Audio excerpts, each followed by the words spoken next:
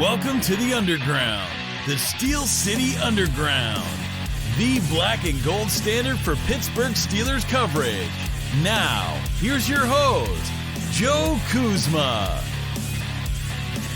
Hello, everyone, and welcome to another edition of the Steel City Underground podcast. My name is Joe Kuzma, and hey, I'm sorry about our absence here. A little bit of the Super Bowl hangover, the Valentine's holiday, and actually, those are both things I'm going to cover today in this sort of potpourri type of an episode because, let's face it, we are now officially entering the offseason.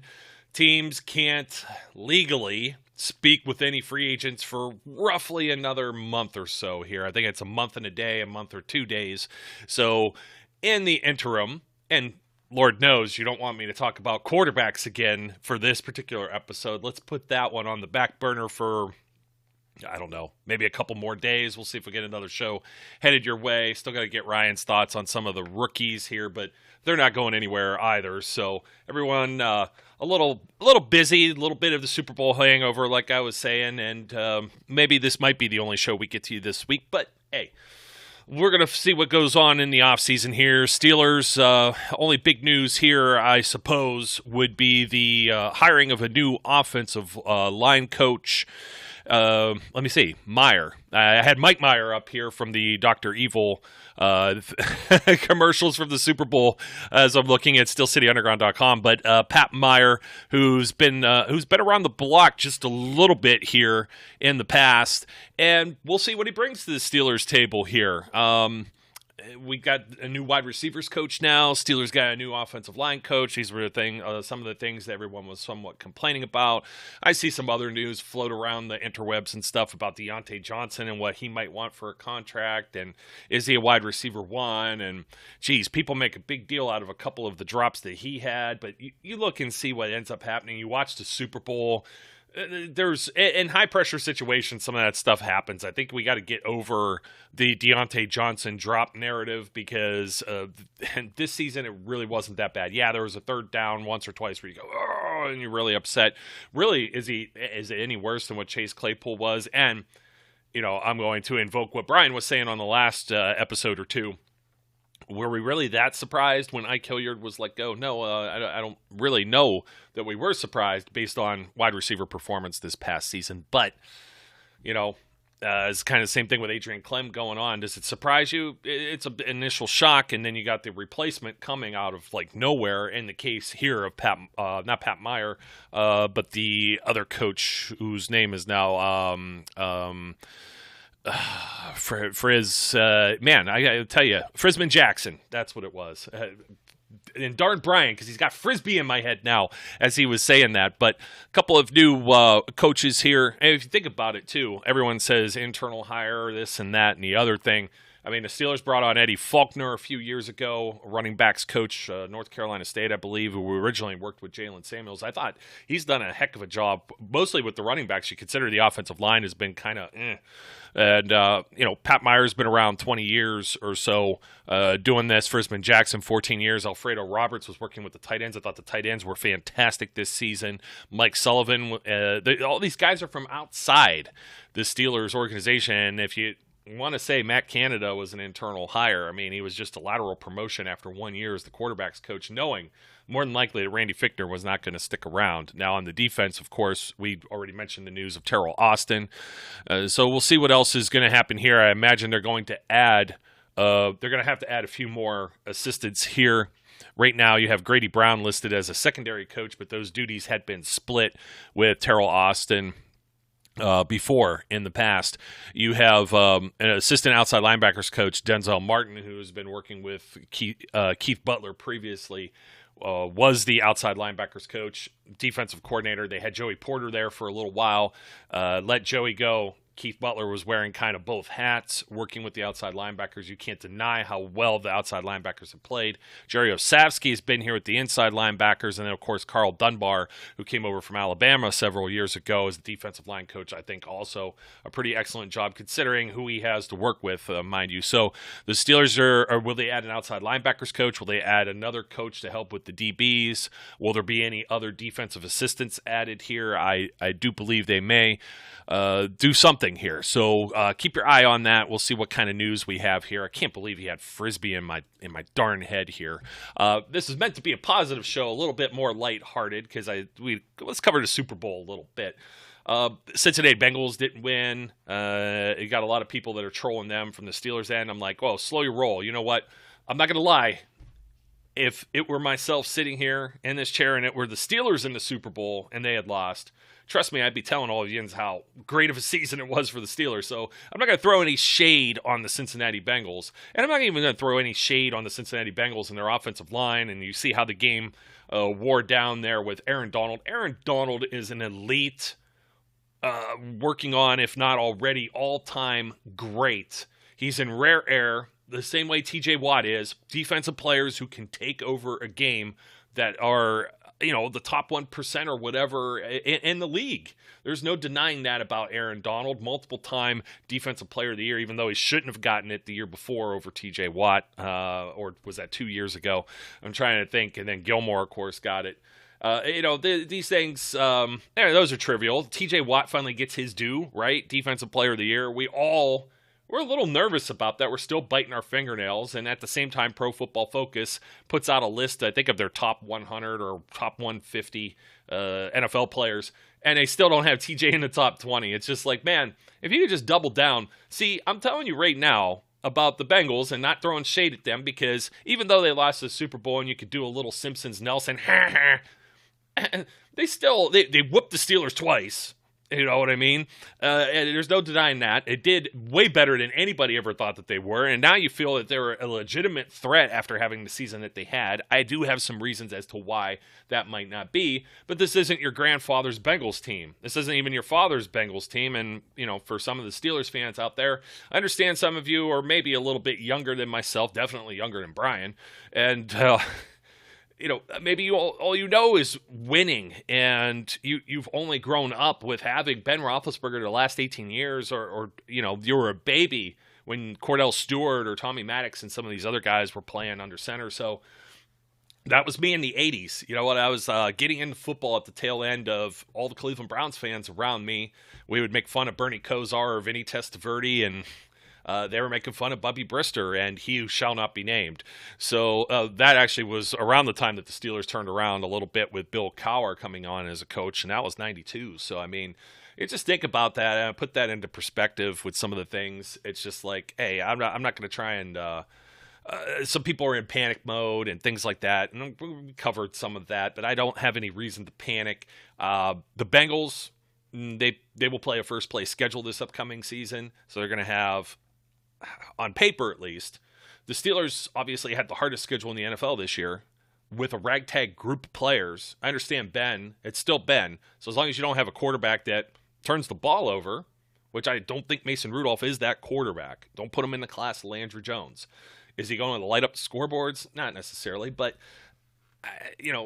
I'll get back to my Valentines in a second here. But just to kind of close my point, some of the people that bring the doom and the gloom and everything like that, it's just like, I just think it's like you wear this gear and you come to the water cooler or wherever on Monday morning and you're talking smack to everybody about how the Steelers win and doing this, and none of it was really that pretty this year, and you're worried now that you're not going to have the bragging rights. So feel free to jump off the bandwagon now.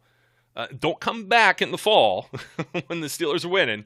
But get off now, exit here, and go find the Browns or something. Do something like that, because, they're the preseason champs and everything.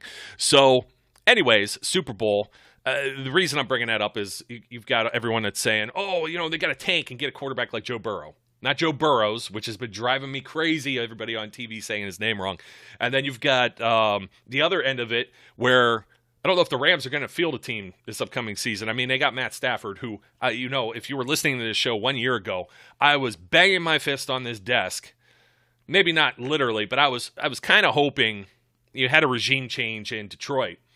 And I was really hoping that Matt Stafford would have been available this offseason, because that was really his out. But the Lions ate, was it 20-some mil, 26 mil, something in dead cap, and made that trade, but they made it with a player in mind too, with Jared Goff, with the Rams. And you saw what Stafford did. Now, Stafford's not perfect. He's definitely, I don't know. Do I put him in top 10? I'd have to list everyone out. He could be very easily, but he's been a veteran quarterback. He's in his, early, not even mid 30s just yet. He had a cheaper contract. He always put up a lot of yards. He'll throw a pick here or there, but geez, oh man, he was playing with the Detroit Lions. And you put the team that you put around him with the Rams, and everybody sees that as maybe, well, the Steelers can just do that, plug and play, get Aaron Rodgers or whatever else. And they just, you're going to see this with the Rams. They're going to have a hard time reloading. You can't pay everyone that's your young talent. So, you've got some big contracts that are coming, maybe even an extension for Stafford. You've got Aaron Donald talking about retirement. You've got players that were on rentals like Von Miller and Odell Beckham Jr., who you talk about, like, there's a guy who said stick a fork in him, and he had like a tremendous half season with the Rams. So I don't know. But then again, unfortunate and sad for him that he hurt the same knee that he hurt when he was with the Cleveland Browns a couple of years ago.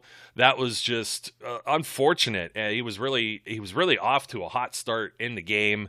And to be honest with you, the game kind of got boring there for a little while. And some of these Super Bowl games tend to. You're not emotionally invested in either of the teams that are playing.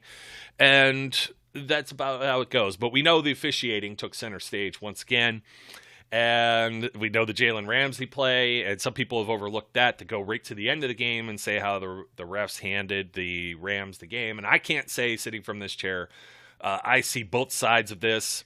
I kind of feel like in one way, maybe the Bengals were holding a little bit because you had the same call. The flag was thrown like 2 or 3 plays later for the same exact thing as the one that was ticky-tack. The problem is the ticky-tack one probably was more than likely a product of 1 or 2, maybe multiple that had been let go, but they're on the other side of the field, and this is the Super Bowl, and we're not going to do those things where we call these things that aren't affecting the dynamic part of the play, like the play is over here and the foul is over here. And I think that's what happened. And obviously, when they were, I'm going to say dumb enough to do the same thing the second time, which was much more obvious and a definite flag, that kind of painted the picture for me. The first one, okay, Bengals fans, you want to complain. If you're listening or tuning in, that's fine. You deserve it. You're entitled to that. I still complain that Jesse caught the ball. Okay, it does. I will say though, as a Steelers fan, there's 2 angles to this. I mean, if the Bengals win the Super Bowl, then you could say, well, the only team the Steelers lost to in the AFC North this past season is the Super Bowl champion, or Super Bowl now runner-up, and you just kind of laugh and you could say, well, they didn't win the big one or whatever. We'll see how this goes forward. Joe Burrow's still under a rookie contract, relatively cheap. This is how a lot of this works. If you find your quarterback and he's under that cheap contract, you got money to spend in other places. The only difference is most of these teams don't shoot right to the Super Bowl, so Cincinnati will be picking 31. So it'll be a little later in the draft. But, again, I talk about TJ Watt. You find guys like that sometimes later in the draft. It happens. What was Cam? Wasn't Cam Hayward picked like near the end of bottom of the first round too? I think I have to go back and look, but I believe that was following one of the Super Bowl seasons as well. In fact, I'm going to look that up because these sort of things, you get them in your head, and they'll just eat you alive, and it's eating me alive right now. Yeah, pick 31, 2011 draft. See, not just a hat rack. I thought it was after the Green Bay one. I don't like to give anybody bad information or just guess sometimes, like Frisman Jackson. There's no D. Frisman. I got to get used to that. Frisman. Probably won't say his name much more. We'll get to training camp. We'll be pointing him out, seeing how he works, and then we'll forget about him. Hopefully we forget about Pat Meyer too, and they just put it together with the offensive line. So, some commercials, Super Bowl commercial. Well, Super Bowl halftime. Hey, you know what? Something my generation growing up, Eminem, Dr. Dre, Snoop Dogg. I know maybe the hip hop thing isn't everyone's cup of tea, but boy, does it beat having the hodgepodge of pop stars lip syncing, and I thought everything from the set and everything was really well done. Some people called it the greatest ever. I hate saying greatest ever of anything when you have 50-some of them. But if there have been 50-some halftimes, there's been, I don't know, however many shows that they've had. Michael Jackson, the Prince, and the Stones. And I enjoyed a lot of those. Even Aerosmith and Britney Spears, which was an odd couple type of pairing. But, I enjoy the weekend, but, some of that's a mess, like last year, Jumping the Shark and all these other things that we've seen, and you tend to poke fun at it no matter what ends up happening. Wardrobe malfunctions. So we've had memorable ones. I just wish they'd give us a break. I need to go and and pee. I've been drinking adult beverages, and I'm sitting here watching the commercials that tell me I need to buy an electric car on all of them, I think. If it wasn't like a beer or a chip commercial or Bitcoin with the thing bouncing around, I like Dr. Evil. But he's not evil anymore. That's kind of odd. Larry David had a cool one. You had the Budweiser Clydesdales that were involved in here. The Barbie Dreamhouse commercial, which I thought was kind of neat because I have a young daughter who plays with Barbies, and then those toys, the Mattel toys, He-Man and everything else was involved in this. And again, that goes back to like my generation, even though I know everything old is new again. The Caesar Sports Book with the two, with the whole Manning clan, I should say, and JB Smoove, who again is one of my favorites, and there's a few others. They redid the Sopranos type of deal and stuff like that. We have that over at SteelCityUnderground.com if you want to watch some of those clips and may have missed them because you did take the bathroom break. But again, it's like I'm not going to call the halftime show the greatest ever. Was it one of the best? Yeah, it's definitely one of the best in probably the last decade easily. Like, even if 50 Cent is hanging from the rafters like a bat. So, anyways, and no more jokes about him. That guy got a paycheck and he got to sit on the couch there and watch everyone else dance around and get exhausted and do stuff for like maybe about 90 seconds worth of work. I will take that gladly every single time and twice on Sundays. But maybe enough about the Super Bowl. We had Valentine's Day. Whether or not you care about that particular holiday, there are Steelers that our staff was in love with this year, and several of them I echo the same sentiment. So we're going to go through some of those right now and try and stay on a positive light for this program. I mean, most of what I've said has been positive, except for the tiny little bit of salt that I had for the Cincinnati Bengals. But you got to expect that, man. I'm wearing black and gold. You know what I mean? Nothing better than good coffee. Got to tell Brian that. I don't know what's wrong with him. How could he ever live without coffee? So let's see. Some of our folks here, I can mention some names, but we're all kind of on the same path here. Steve Dillon mentions Pat Freiermuth. And Pat Freiermuth is definitely a guy that we fell in love with this year. We're going to throw Najee Harris out here right away, too, since we're talking draft picks. Christina Tina Rivers. Three Rivers, Tina. It's kind of cool she has the name Rivers when she's covering the Steelers. Let's admit that's pretty neat stuff, right? But both of the draft picks, for as much flack as everyone has thrown around, Andrew Filipponi and some other things that have been said over the last few days. And do I have to do this? I got my guy. I'll mention it with that. But these guys bring up the Mark Maddens. They should have got an offensive lineman or anything like that. I think the Steelers not only picked great quality character guys. These are football guys. These guys are already Pittsburgh Steelers after one season, a rookie season. Who doesn't love Najee Harris? Najee Harris, his smile is infectious. If you ever watch his interviews and his pressers after practice. He's just so genuine, and everybody jumped on. That was the point I was going to make. That he didn't say Mason Rudolph or Dwayne Haskins. He didn't say Russell Wilson either. He didn't mention a whole lot of people. He mentioned like three: Jimmy G, Aaron Rodgers, and Russ Wilson. Okay, yeah, these are guys you'd like to play with. Hypothetically, I wouldn't mind. I don't want to play with Jimmy G. We know how I feel about it, but obviously, I've said Russell Wilson, one of my favorite guys. That's not a Steeler right now. So. But yeah, Najee's fun. Najee's a great guy. I love the fact that he trolled those guys from Monday Night Football about sleeping on the floor in college because of his upbringing. We know about his childhood. I hate to bring that stuff back up.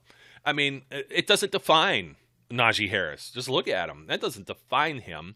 I mean, it's part of his background, part of his upbringing. I guess it comes up, and it's going to come up a lot more than some other folks because... let's just face it, TJ Watt or somebody like this doesn't have that same type of underdog type story where you come against all odds and then you're a first-round pick. I mean, you play at Alabama, and now you got to be an alternate with the Pro Bowl. Very cool, and I'm very excited to see How this works for the Steelers going forward. Obviously, I've already mentioned offensive line. So you get this guy a line, man. I mean, he's already been doing a lot. He had a lot of touches. That's the one thing that scares me. Scares me a ton. And you got a 17-game season. So we'll cover more of that. We're going to get to running backs. I think some positions, offense, defense. However, we're going to break that down going forward as well. Pat Freiermuth. We're already yelling Muth. We've been yelling Heath since Heath's retired. Didn't yell Jesse James. There was no Jesse James. That did not happen. Okay? Pat Freiermuth, if Zach Gentry catches a pass, you still get a little muttering of Muth out there in the stadium from the people who don't recognize it's not 88 catching the ball. But Freiermuth, what a heck of a pickup here. I mean, you just think about if the Steelers didn't pick one or two of these guys. I kind of wonder if they went offensive line, would that player have been good enough? Would it have changed anything significantly compared to having, Freiermuth pretty much wins the game up in Cleveland with that circus catch on 4th down. Najee Harris busts out, against Cleveland again. Sorry, Browns people that are listening. Totally unintentional, not trying to throw salt in the wounds on that one in particular, but hey, that's the big game that Najee had this year. So those are guys that I love right now. I've got the Najee Harris jersey sitting up on the rack in the closet. Freiermuth's going to be added soon to the arsenal. I can only buy so many jerseys in one season. I kind of put a limit on it because then I don't end up wearing half of them. And I almost had enough this season to wear a different one every single game. And I said, okay, I got my name is Joe, and I have a problem. And Brian has a very similar problem, too, when it comes to Steelers gear. Let's see. Terry Fletcher, Mrs. WTF, as many of you know her as. She picked someone that might be leaving. And for whatever reason causes controversy. And it's not even like people try to make it immaturity. Juju Smith-Schuster is just a fun guy. He is having a blast and doing something that he loves for a living. And if you can put those two things together and be good at it, what do we have to complain about? I understand. Like, I don't do TikTok. And I also don't care if he does TikTok or plays Fortnite or whatever else. You know, those things. I tried Fortnite. The kids get me on that one. The daughter knows how to play Fortnite. She's only 8. But I don't let her do it till 3 in the morning either. But Juju, it's just that more of these guys I think are in the public image. I could do without maybe dancing on someone else's logo. That's the kind of stuff we don't like to see other teams do. So why should one of our own do that? But that's Juju. That was Vontaze Burfict that's laying on his keister right there. So I love Juju, and the fact that he worked his bum off, maybe did it for himself, but he also did it for his team. Both ways. It doesn't matter if it's a selfish reason heading into maybe free agency and maybe not coming back, but he made himself available. He could have very easily just said, nah, I'm not risking injury or anything else, because that's what he's doing, risking re-injuring that shoulder ahead of free agency to try and help the Steelers win a playoff game at Kansas City. I don't take the hat off here. I don't have anything under the lid, but hats off to you, Juju. Love you, brother. That is just unbelievable stuff. I could not believe when they announced that he was practicing heading into that game. I know it didn't amount to much, but he's still a Steeler right now until his contract expires a month from now. So he counts. And definitely somebody that I hope everyone else has on their Valentine's list here. The man. We got a couple of them. A couple votes for TJ Watt. I would have done that. I had to go contrarian. You'll see mine. I got a couple I'm going to add at the end of this show. How can you not love TJ Watt? I mean, geez, he's the one who got the Steelers up 7-0 against Kansas City. It's just a shame the offense couldn't get anything else generated. They're just making big plays constantly. Misses 2 full games, misses about half of 4 others. Maybe he plays a little into the third quarter and then misses the rest and still ties Michael Strahan's sack record. Should have had it broken. And then you have the Pro Football Focus people that don't think he's a top 20 player in the NFL. Don't even think he's Defensive Player of the Year. Don't even have him as a first-team All-Pro on their All-Pro team that they picked. Everything that TJ has done is a fluke, even though he has been like 2-time runner-up Defensive Player of the Year and now wins the award over the last 3 seasons. Ty Strahan's sack record. I mean, he has probably forced more turnovers. There's like the obscure, the Elias Bureau that does all of those statistics. You see it online all the time, or the ESPN Sports Stats and some of those agencies that do nothing but numbers. They'll come up with all types of obscure things TJ Watt has done that nobody else has done.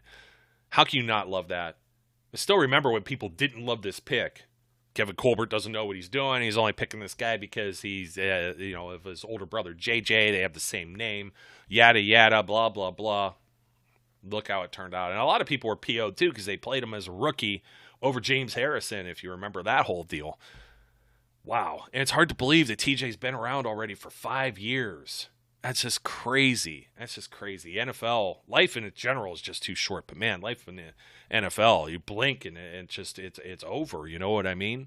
So, anyways, TJ Watt, mentioned Najee Harris. Had another vote for Juju Smith-Schuster from Josh Fitzer. Of course, Noah Freeman and our good buddy here, Mr. Brian E. Roach, had to pick Cam, grown-ass man Hayward, as their guy. He just keeps getting better with age, doesn't he? How can you not love the things? Cam Hayward finally getting the recognition he deserves as one of the top defensive linemen in the NFL. And this is where you have the love-hate with Pro Football Focus, because they acknowledge him. They crap all over TJ Watt. I consider even being the fourth best edge rusher as far as they grade it, crapping on TJ because of what he does. He's an extra special player. But it's kind of bizarre that they had Hayward over Aaron Donald. I think sometimes it's done just to be contrarian, like some of these mock drafts are going to throw an edge rusher for the Steelers. And it's like, why? You're just doing this to try and do something different or create a buzz. Oh, look what this website or what this media platform put out as their pick for the Steelers, and everybody flocks to it. And it's like, you can't genuinely think, like, I could sympathize right now if they pick quarterbacks. No one's going to argue the Steelers drafting a quarterback. Even myself, it's not the way I want to go this season. It's the same thing I said about running back before. But edge rusher, offensive line is clearly the need if it's not a quarterback that they like that falls to them, that they can't pass on in lieu of an offensive lineman. So, again, I was trying not to talk about quarterbacks, but I'm going to talk about one. I had to pick a guy, and it's because of all the haters he has. So he deserves to get like one Valentine in the box. You're going around the classroom, you got the shoebox that you decorated when you were a youngster, everybody, you're hoping the one girl puts the thing in there, and I know I don't fall into that category where Mason Rudolph is Charlie Brown and I'm the redhead. But, Mason, I'm going to throw you a little bit of love because you deserve it. You don't deserve all the hate that's coming out there, and that's the reason why I'll do it. It almost sounds like, and my cousin actually admit that he listened to the show, so he's probably heard some of the trash I've talked on. He's like, you got to get off the Mason train. Love everything else you do, bro. You got to get off the Mason train. And it's like, this is the position I get in. It's kind of like some of the comments I made, like, for example, Mike Hilton plays in the Super Bowl, burnt toast on some plays. I said, he's not the best pass defender, but he's great against the run. He was a great blitzer with the Steelers. He didn't have that same success because, he's used in those some type of capacities with the Bengals, but he didn't get to the quarterback for whatever reason in more games this season too. So it's like, I make those comments not like trashing Mike Hilton as a player, but to defend the Steelers' business decision and inability to spend any money to retain him. There's a complete difference there of opinion. And there's just people that say, cut Mason Rudolph, release him. He's a bum. He's trash. He's garbage. And I don't understand where I know people that went through the 80s or went through some of the 90s with some of the quarterbacks like Jim Miller. He didn't play a whole lot, but Jim Miller or Mike Tomczak. And, you get some of these guys. And it's like Mason Rudolph has been the best of the bunch. He's better than some of those guys were. Better, one of the better of the bunch, best of the bunch of the backups. I mean, Michael Vick, 36, 37 years old at the tail end of his career and thrown in the middle of training camp and didn't quite have the playbook, and he's left-handed, and that just makes everything. But he couldn't connect with Antonio Brown and Martavis Bryant at that time. And you saw Landry Jones capable of doing it. And, I had the same type of thing with Landry Jones, but I never in my imagination did I think Landry Jones was ever going to be Ben's successor. He was never going to fill in. If he comes in for a game or two, he can maybe get you in a pinch, provided he doesn't throw the ball away. Mason's not just throwing the ball away. He's not seeing ghosts. He's not getting sacked a lot. That has been, or fumble.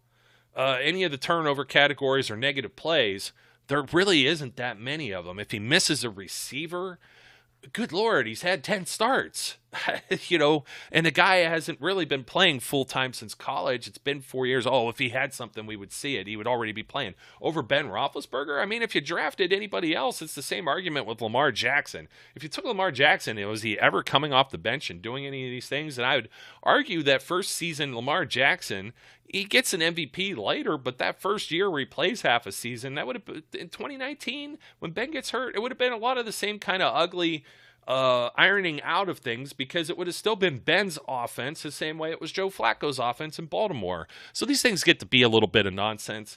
I don't like to throw shade. I like both of these backup quarterbacks right now. Well, I don't want to call them backup quarterbacks anymore. These are 1A and 1B until maybe someone else is added to this roster, which I'm not entirely confident that they're going to do. Maybe they do.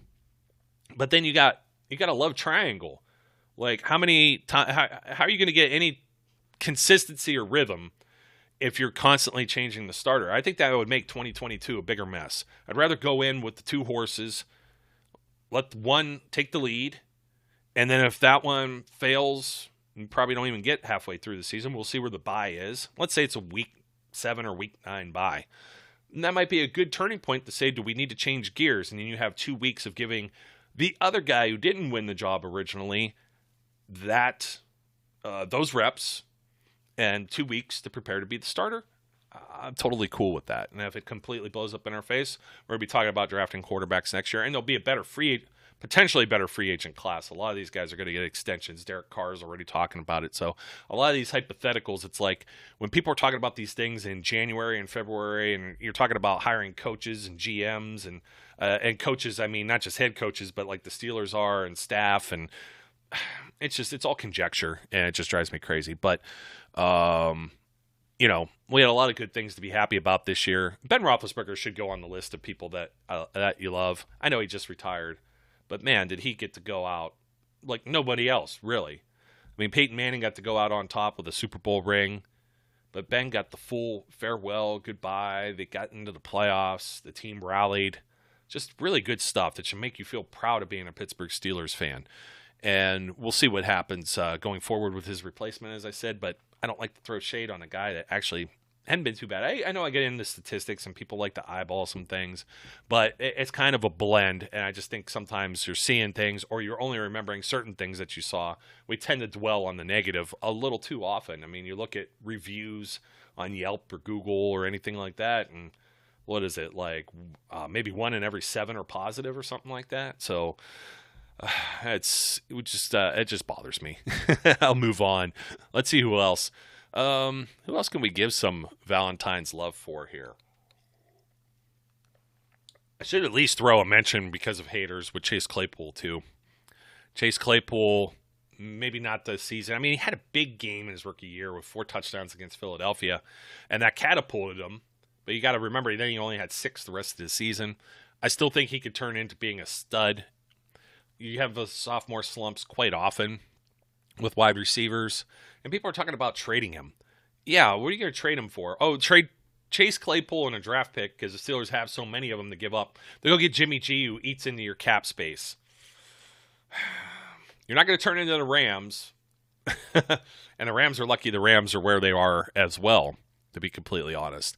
So who else could we give some love for? I don't know if there's anybody else on the offense, to be completely honest. If I miss someone, jump in the comments, by all means. In fact, I'm not mentioning any historical players here. I'll give you one. Rod Woodson is my all-time favorite, because that's my generation of who I grew up with. So if you got some, throw them in the comments. I'd like to have a little bit of convo here. I'll jump in and reply. I promise I'll try and do that. I usually do. Sometimes when people are negative, it's like I don't need it. I just avoid it. I don't want it. It brings me down, man. It brings me down. We had Cam Hayward. Chris Wormley could get a little bit of love. The inside linebackers are getting a lot of hate right now, and I don't think all of it is their fault necessarily, based on some of the other injuries on the defense. A lot of people in love with Ahkello Witherspoon. I've mentioned, I hope that's somebody that the Steelers bring back. And the same with Terrell Edmonds entering free agency. But my guys here, and a lot of people love Minkah Fitzpatrick. We know that all the splash plays are kind of like a rarity. They're more the exception to the rule. So when he doesn't have all those splash plays, he made plenty of plays this year when needed, and particularly they were tackles when they're getting into the secondary, which is a problem. So, I tend to back off on criticizing him. Two guys I was absolutely in love with all offseason, Cam Sutton, who obviously didn't look great in the playoff game. I think they just got to a point where not only did the defense get tired, they just asked him to do too much. And they were moving him around because Joe Hayden wasn't playing full-time anymore. And that could be, if Joe Hayden does come back, entering, 33 years old, that could be the similar role. I think that would be a good role for him. It's kind of like what Will Gay did about 5 years ago. He wasn't necessarily a full-time player. In fact, Will Gay even played in the slot some, which was interesting in and of itself. I don't know that you'd want Hayden there. He's definitely a boundary corner. And on one side, he's more comfortable. They don't move him around unless there's a particular wide receiver one that they want him to shadow. The other guy is Alex Highsmith. I just don't think he's getting enough love either, because you got these Stu-Knots, as we'll call them, drafting edge rushers in their mock drafts. Stop it. Just stop it. It's just ridiculous. I can't take it. I can't take it. Presley Harvin, we loved him in the preseason. We loved him during the season. Then we didn't love him. Then we did love him. Then we didn't love him. I thought he had a pretty strong playoff game.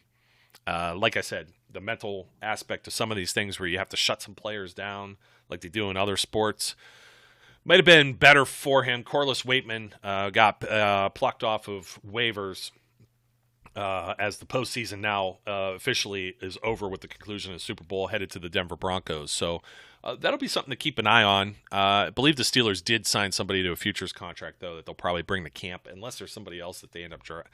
I don't think you could throw another flyer at a seventh rounder, but I just don't see them going that path after they already went with Presley once this year. But you never know. And, of course, Chris Boswell. Who can't love Chris Boswell?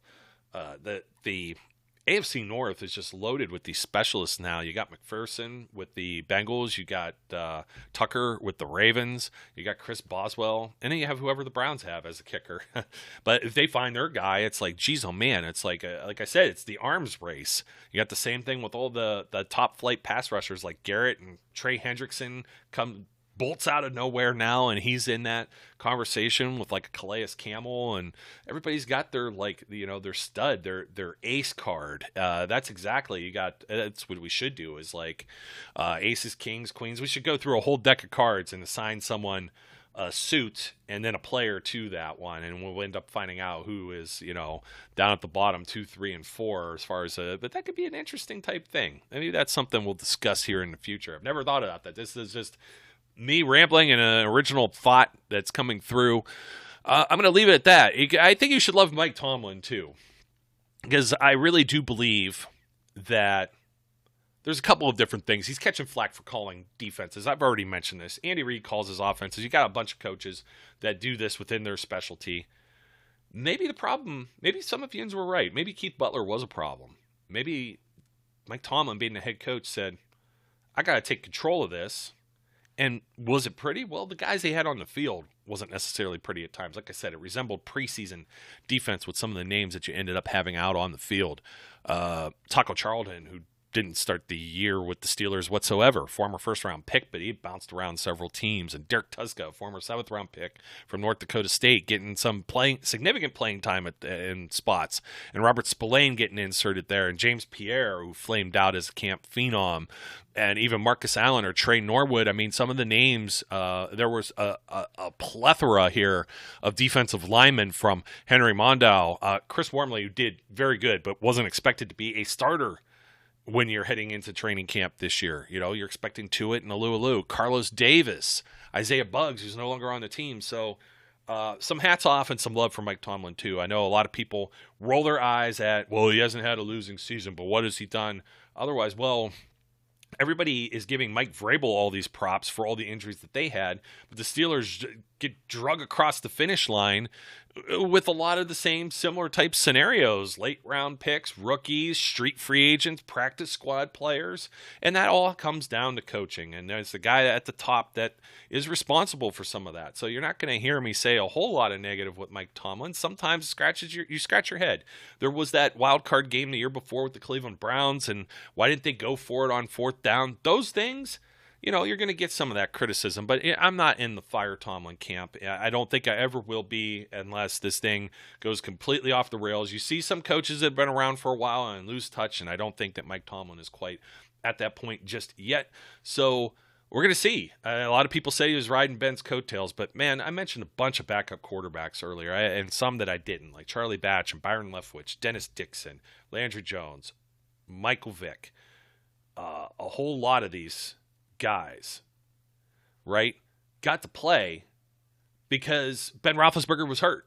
So we've seen instances, and usually they're about average 500 team, but the team has been kept afloat even while Mike Tomlin has had to insert somebody else into this starting lineup in place of Big Ben. So this isn't really that new of territory. And it's not even the full, they're going to say a full season. We saw that in 2019. They were still competitive. Undrafted. Small guy. Duck Hodges. Cinderella story. But teams figured him out, and it didn't end in the same type of Cinderella story, and he didn't stick with the team either beyond that. And everybody saw it. Like when you're playing against the fours, or even fives or sixes, when you go that deep, rotating guys in and out during, training camp with 90 players.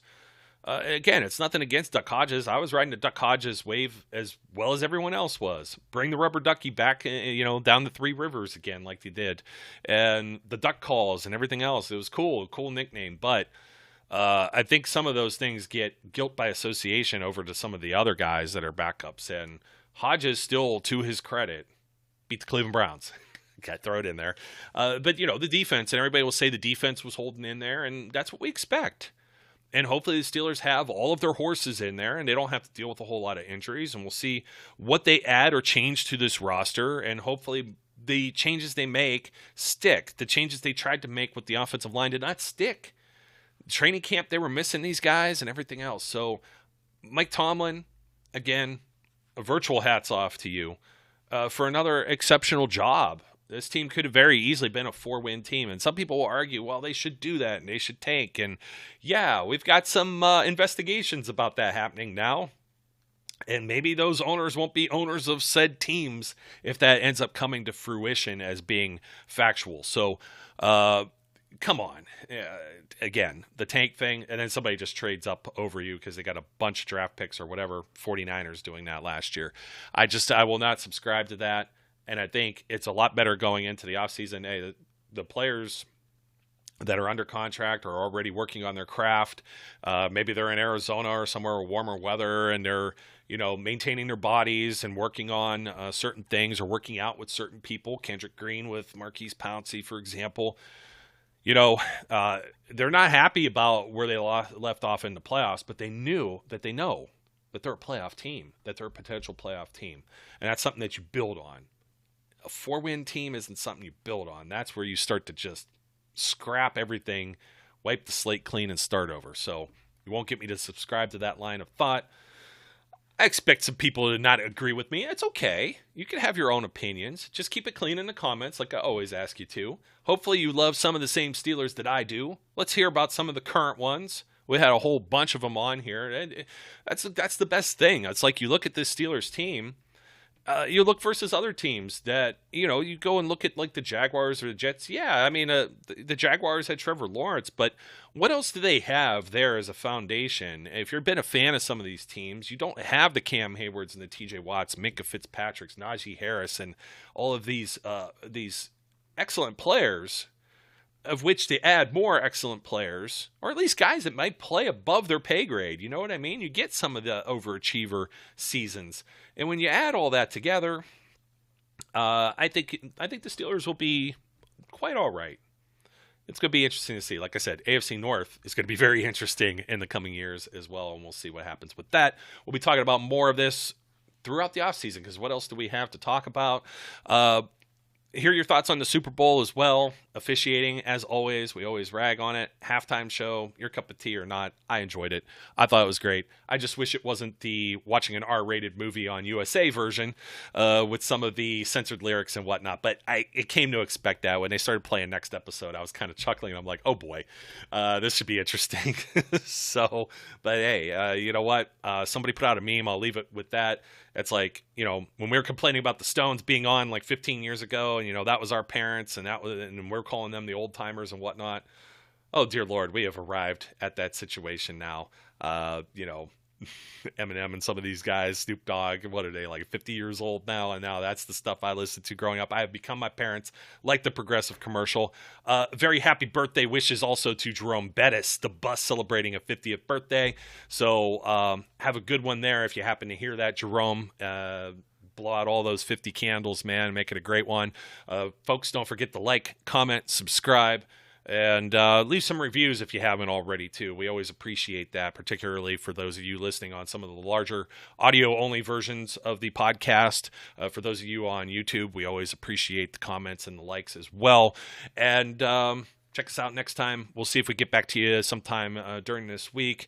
Got a little bit of an extended weekend here with the daughter having some time off from school, so maybe that's why I don't catch you. But we don't like to leave you without some Steelers content, so keep it coming. If you got some ideas, too, you want something like, hey, why haven't you covered this yet? There are some things we have in the can that we intentionally just aren't talking about just yet because they're more timely later on down the road here during this process of the offseason. But there's some other things that maybe we've overlooked and maybe we haven't discussed. So we always welcome them, and we have a form. You can contact us through the website as well at steelcityunderground.com. So please do. I'll take some submissions. I'll take some ideas. We've done some Q&A and mailbag, but sometimes, you get like 10 questions all at once, and then like for the next show, you have 0. So it's kind of tough to always do the mailbag segment or make one show a mailbag segment, but we could try and revisit that too as well if you'd like. So until next time, my name's Joe Kuzma. Appreciate you being out here and supporting Steel City Underground. As always, we encourage everyone out there to be safe, be good, and we'll catch you later. We would like to thank you for listening and remind our listeners to follow us on social media and our website, www.steelcityunderground.com.